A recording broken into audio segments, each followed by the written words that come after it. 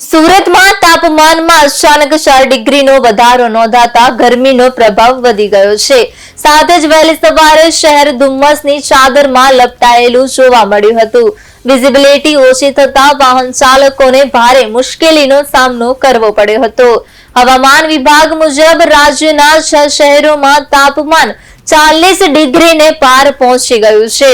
Surendranagar 41.2 Celsius સાથે સૌથી ગરમ શહેર નોંધાયું છે, જ્યારે ભાવનગરમાં 2 ડિગ્રીનો વધારો થયો છે. બીજી તરફ ગાંધીનગર અને રાજકોટમાં તાપમાનમાં હળવો ઘટાડો નોંધાયો છે. હવામાન વિભાગના વૈજ્ઞાનિક પ્રદીપ શર્મા મુજબ હાલ સક્રિય વેસ્ટર્ન ડિસ્ટર્બન્સ અને રાજસ્થાન વિસ્તારમાં બનેલા ચક્રવાતી પરિભ્રમણને કારણે હવામાનમાં ફેરફાર જોવા મળી રહ્યો છે. આગાહી મુજબ 19 થી 21 એપ્રિલ દરમિયાન સૌરાષ્ટ્ર, કચ્છ અને ગુજરાતના અનેક વિસ્તારોમાં હળવાથી મધ્યમ વરસાદ પડી શકે છે, જેને કારણે તાપમાનમાં 2 થી 4% ડિગ્રી સુધી ઘટાડો થવાની શક્યતા છે.